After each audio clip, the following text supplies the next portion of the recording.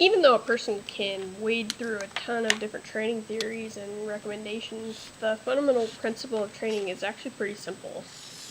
There are two main components of any effective training program. The most obvious and emphasized component is stress. The other component is recovery or rest. It's interesting to note that the stress component is also affected by psychological stress. The correct combination or balance of these components induces adaptation in the body, resulting in performance enhancement. In the scientific community, this is known as the principle of adaptation. Simply put, this states that the body adapts to better handle the conditions it experiences.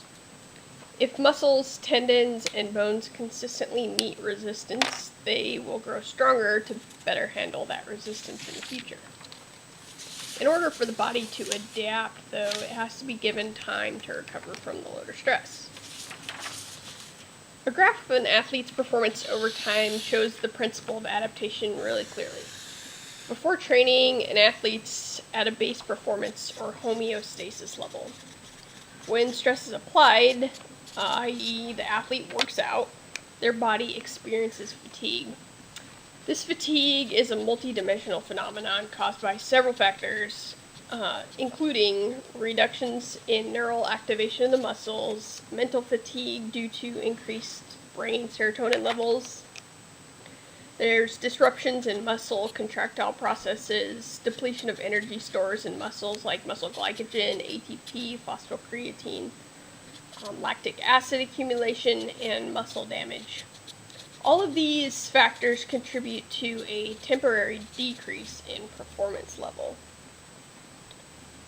After the application of stress, a recovery period is critical to allow the body to regain homeostasis and compensate for the stress that it experienced during the training or exercise. During this compensation phase or recovery period, energy substrate levels are restored in the muscles, so that once again the ATP, muscle glycogen, and phosphocreatine.